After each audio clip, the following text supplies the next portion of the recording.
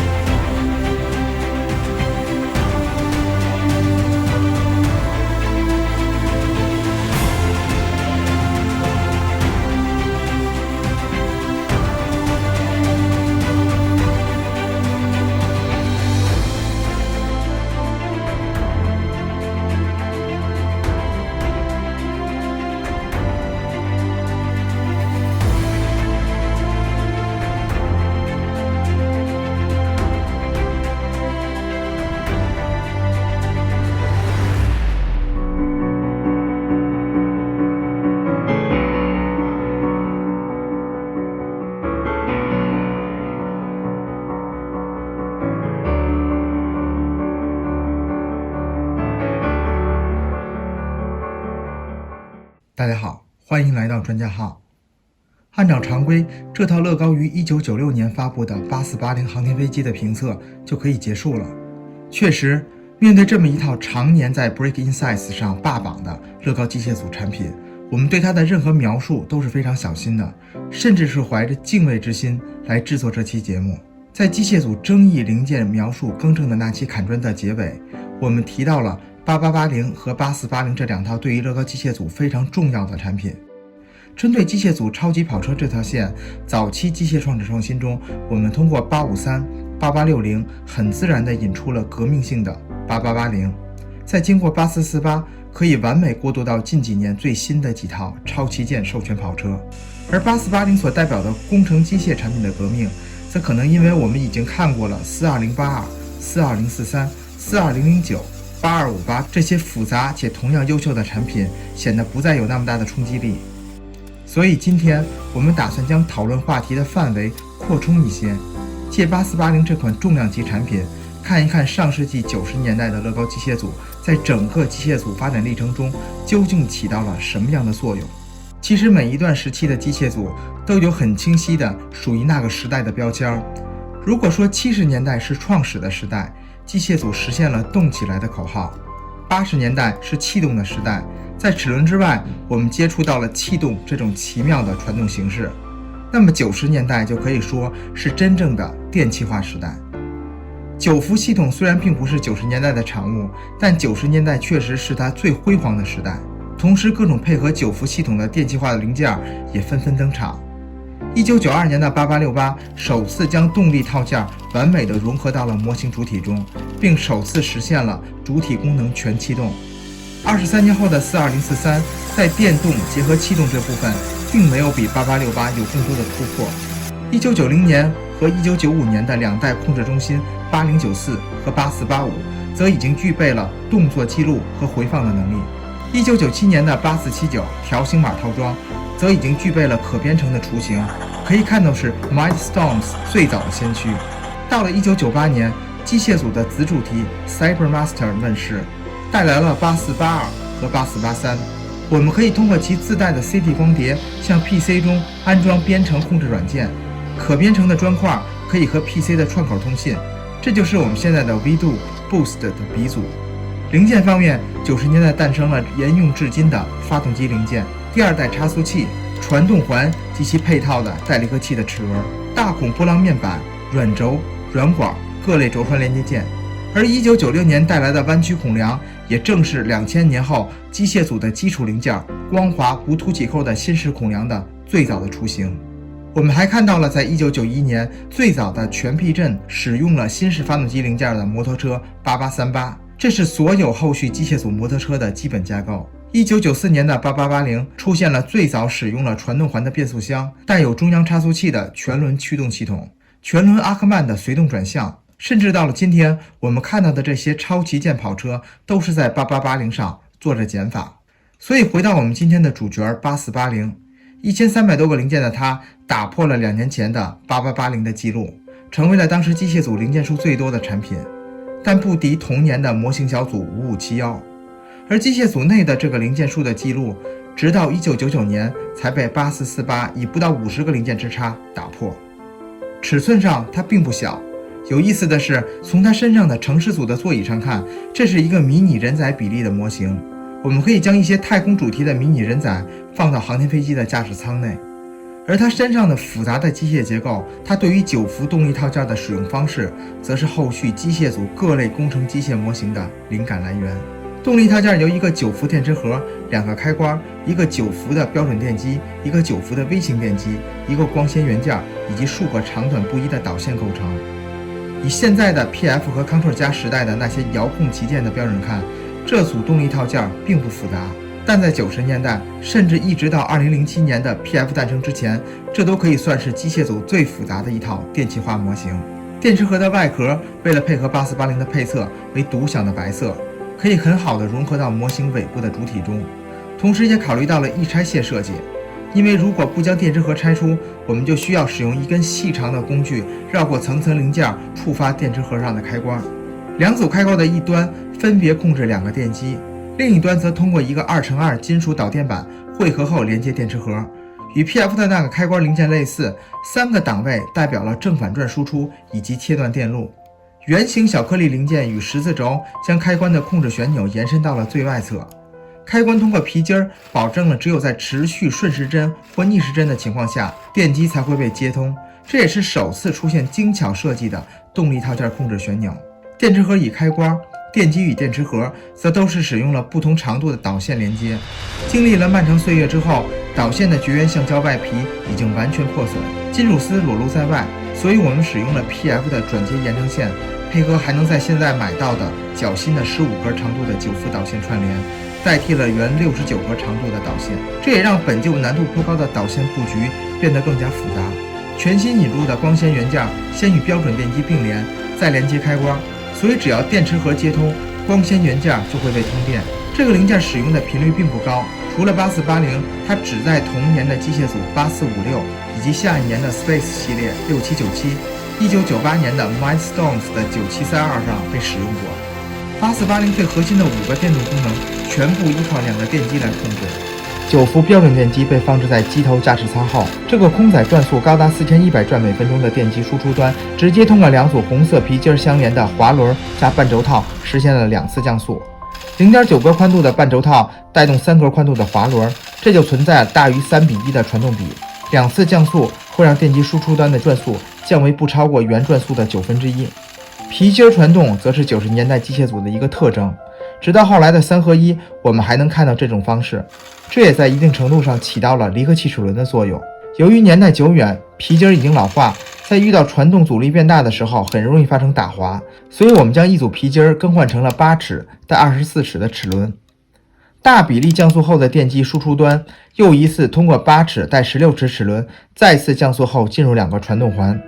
8880通过2组传动环两侧的4个带离合器的齿轮实现了4档变速箱，8480则相当于这4个档位对应了4路传动路径。功能切换单元那2个组成 H 型的零件是全新的，它的形状就像专门为8480量身定制一样。3年后，我们就能在8448的变速箱的换挡处看到它们。从前到后，再从左到右，分别对应了升降臂、转台、舱门、引擎光纤灯。以2020年的机械组旗舰产品的眼光看，这些结构并不算复杂了，但这确实是首次实现的一个电机控制4个不同功能。后来的8258与42009本质上与8480实现思路是一样的，转台直接通过涡杆零件驱动转动，这在目前的机械组中已经很少这么设计了。由于导线的干扰，转台进行了限位，只能左右各旋转90度。这恐怕也是第一次出现传动轴过转台的结构。转台附近就可以看作是一个简单的起重机结构，虽说这在后续的42009、42082等起重机上已经不再新鲜。升降臂就是简单的4连杆，在没有线性执行器的年代，若不使用气动系统，这就是升降臂的常规解决方案。两侧巨大的舱门几乎占据机身侧面，这种贯穿模型两侧的传动结构，其实本质上和起重机的支腿是非常类似的。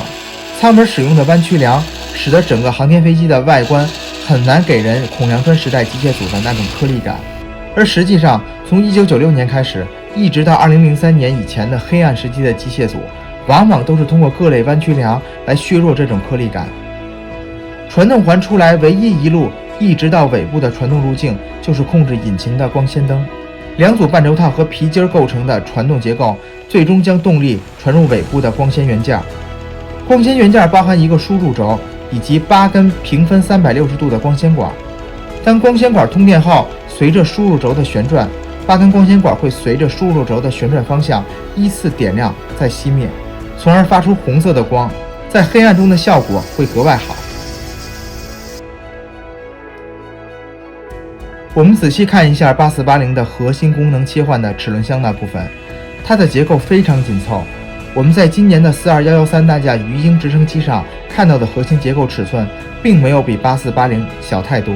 升降臂终端所挂载的那个小卫星，则是8480最出彩的功能。这个功能直接通过乐高体积最小，同时也是转速最低的微型电机驱动。它的空载转速只有35转每分钟，这和8480同时携带的乐高最快的9伏标准电机的4100转每分钟形成了鲜明的对比。也只有这个微型电机才能非常和谐地嵌入到如此迷你的卫星模型之中。微型电机其实由3部分构成，除了电机主体，还有用于咬合其他小颗粒零件的外壳，以及一个带轴孔的皮带轮。所以它的最佳搭档往往都是小颗粒模型，诸如城镇系列的6483、6484、Space 系列的6979，首次出现则是1993年的机械组8082。如果手里有6484及6797，其实就已经具备复刻8480的条件了。微型电机的动力仍然使用半轴套，通过皮筋带动滑轮来降速。卫星的太阳能板可以在微型电机的控制下非常缓慢地张开和闭合，这个功能可以说是整个8480的点睛之笔。5个电动功能其实还没完，8480对航天飞机的其他一些细节也没有放过。前后轮的起落架和后缘襟翼则可以通过机身两侧的黄色拨杆手动控制，并且它们的传动路径仍然是非常复杂的。起落架是3组精巧的连杆，主传动轴位于机身下部左侧，拨动左侧的拨杆，前起落架通过一根偏心放置的避震器来实现收放的限位，并联动了后起落架。即使起落架在收起后，机身底部仍然会和地面有一定的间隙，整个航天飞机仍然可以被推行。两侧的襟翼会在右侧拨杆的控制下反向旋转，我们在后来的42025上也能看到类似的结构与动作。我们再看一看8480的静态效果，它并没有使用小颗粒航天飞机模型常用的楔形板来勾勒造型，而是大量的使用了铰链零件。用于连接孔梁砖的那种带栓的铰链，则是它独创的不规则造型的固定方式。正是从8480开始，机械组的外观设计逐渐脱离了那种空洞感与颗粒感，这与当时新零件的井喷是分不开的。纵观90年代的机械组，虽然在90年代后期开始，乐高出现了零件模型与颜色，甚至是产品线等诸多方向的失控，而导致了持续亏损，但90年代也同样涌现出了非常多的经典机械组产品。后续机械组产品的零件、结构、搭建方式也在那个时期开始形成。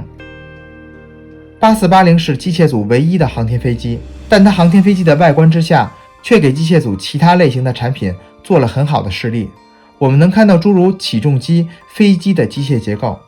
但是我们并不推荐去购买8480这种产品，它携带了众多的特殊零件，它的拼搭步骤更是存在非常多的问题。还记得仅用32步就拼完的被我们称为最难拼的乐高机械组的8868吗？8480的难度仅次于8868，主模式航天飞机仅用了41步就完成了1300多个零件的拼装。我们在星辉的帕加尼中提到的诸如拼搭步骤混乱、零件悬浮的问题，在8480的说明书上也有体现。所以乐高也是从不成熟、不完备，逐步进化成我们眼中的标杆的。也许我们确实需要给国产积木产品再多一些时间，但认真的态度仍然是不可缺少的前提。作为机械组电气化模型的开疆破土的一款产品，8480可以说是90年代机械组甚至整个乐高的产品的缩影。它与同年同样史诗级的模型小组5571一样，分别代表了当时乐高 Technic 与 System 两大顶层产品线的最极致的设计。那个经典的年代，那些经典的产品确实离开了我们，但他们所使用的技术，他们那些令人惊叹的结构，却在影响着后续的各类产品。时间的箭头是永远向前的，我们并不需要去感伤那个充满奇思妙想的机械组时代的落幕，而是应该去欣赏、去感受在新时代携带着那些经典产品基因的，同样可以带给我们惊喜的优秀产品。你认为乐高机械组8480对得起最棒的乐高机械组的这个称号吗？你心中最好的机械组产品是哪一款呢？欢迎评论或私信告诉我们。这一期机械创始创新的制作周期横跨了整个国庆假期，从拼装到建模到动画还原再到渲染，这是专家号制作时间最长的一期节目。我们想尽可能的完美的来呈现8480这款机械组产品，这有可能是在国内看到的唯一的也是最全的8480的评测了。看起来花费如此精力制作8480似乎没有什么意义，但在我们心中驻扎的一个念头就是，这样的一款产品应该有人来好好的讲一讲它。所以如果你觉得我们的内容还不错的话，麻烦帮忙转发，感谢大家。这里是专家号，我们下一期再见，拜拜。